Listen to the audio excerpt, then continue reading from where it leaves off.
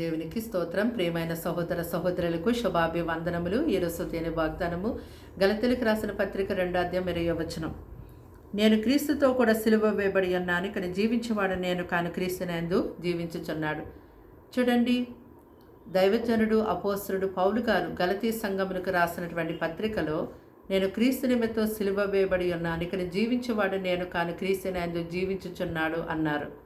అయితే ఈ పౌలు అనబడినటువంటి సౌలు గారు క్రీస్తు మార్గంలో లేనప్పుడు ఎవరైతే క్రీస్తు మార్గంలో ఉన్నారో వారింటిలోనికి వెళ్ళి వారి పురుషులు కానివ్వండి, స్త్రీలు కానివ్వండి, ఈడ్చుకొని వచ్చి చెరసాల్లో వేస్తూ ఉండేవాడు. దేవుని యొక్క పనిని ఎంతో ఆటంకపరిచి దేవుని సంఘములు పాడు చేసేవాడుగా ఉండేవాడు. అయితే మరి ఈ ప్రాంతం నుంచి ఇంకో ప్రాంతానికి అలా అతడు బయలుదేరి దేవుని యొక్క మార్గంలో, క్రీస్తు మార్గంలో ఎవరైతే ఉన్నారో వారిని హింసిస్తూ ఉండేవాడు, చంపుతూ ఉండేవాడు, దేవుని యొక్క సంఘములు పాడు చేస్తూ ఉండేవాడు.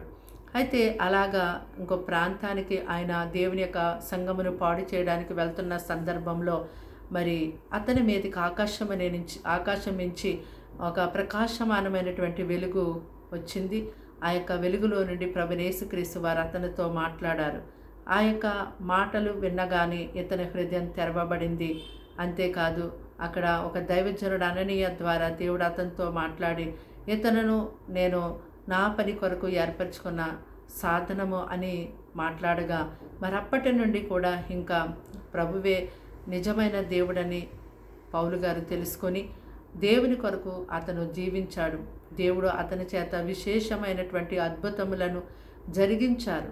అయితే ఒకప్పుడు క్రీస్తు మార్గములో ఉన్నటువంటి వారిని హింసించి చంపినటువంటి ఈ యొక్క పౌలు అనబడినటువంటి సౌలు గారు మరి తరువాత అంటున్నారు కదా గలతీ సంఘంతో, నేను క్రీస్తు నిమిత్తం సిలువ వేయబడి ఉన్నాను అన్నారు. ఇక్కడ జీవించేది నేను కాదు, క్రీస్తునందు జీవించుచున్నాడు అన్నారు. నిజముగా ఒక వ్యక్తిని ప్రభు దర్శించినప్పుడు ఆ వ్యక్తి యొక్క హృదయము తెరవబడి ఇక క్రీస్తు కొరకే అతడు జీవించేవాడుగా ఉంటాడు. మరి ఆ యొక్క హృదయము తెరవబడినంతసేపు, ఆ మనోనేత్రం తెరవబడినంతసేపు కూడా మరి ఎవరు ఎంతగా మరి ప్రభు మాటలు చెప్పినప్పటికీ కూడా లోబడరు, వినరు, అంగీకరించరు. ఎప్పుడైతే ఒక వ్యక్తిని ప్రభు తన యొక్క ఆత్మచేత దర్శిస్తారో దాని యొక్క మాటల చేత ఆ వ్యక్తిని దర్శించి అతని హృదయాన్ని తెరుస్తారో అప్పుడు మాత్రమే ఆ వ్యక్తి క్రీస్తును వెంబడిస్తాడు. ఆ క్రీస్తును వెంబడిస్తున్నటువంటి ఆ వ్యక్తి క్రీస్తు కొరకే జీవించాలనుకుంటాడు. ఇక తన ఇష్టం కాదు, దేవుని ఇష్టమే నెరవేర్చాలనుకుంటాడు. ఇక జీవించేది తన కొరకు కాదు, ప్రభు కొరకే జీవించాలని అనుకుంటాడు. మరి దేవుడు ఆ విధంగా ఈ యొక్క పౌలు అనబడినటువంటి సౌలు గారిని ఎంతగానో తన కొరకు గొప్ప సాధనముగా దేవుడు ఎన్నుకొన్నాడు. అలాగే మాటలు వింటున్నటువంటి మిమ్మల్ని కూడా దేవుడు మీ కుటుంబాల్లో నుంచి ఆయన యొద్దకు పిలిచి ఆయన ప్రజగా చేసుకున్నారేమో కదా. మరి మిమ్మల్ని కూడా దేవుడు అనేక రీతిలుగా ఆయన పని కొరకు వాడుకోవాలని ఆయన ఉద్దేశమై ఉన్నదేమో. ఆయన చిత్తము మీ పట్ల ఏమై ఉన్నదో అది మీరు గుర్తెరిగి జీవించేవారుగా ఉన్నారా? ఆయన చిత్తమును మీరు తెలుసుకున్నట్టయితే, ఆయన చిత్త ప్రకారం మీరు నడుచుకున్నప్పుడు దేవునికి ఎంతో మహిమ. ఈ లోకమందు దేవుడు మిమ్మల్ని ఆయన పనిలో గొప్పగా వాడుకుని మిమ్మల్ని ఆశీర్వదిస్తారు. ప్రార్థన.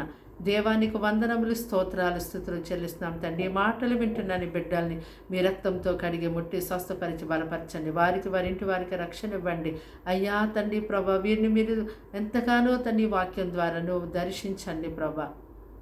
వారిని, వారి యొక్క కుటుంబాలని అయ్యా తండ్రి నాన్న మీరు లేవనెత్తండి. ఎటువంటి శోధనలో, సమస్యలు, వేదనలో, బాధలో, దుఃఖంలో ఉన్నారు, యేసు నామములో వారిని బలపరిచి ధైర్యపరిచి నడిపించండి. వారికి అన్నిటికీ జవాబును దయచేయండి. వారి హృదయంలో ఉన్న కలవరం తీసివేయండి, వేదన తీసివేతండి.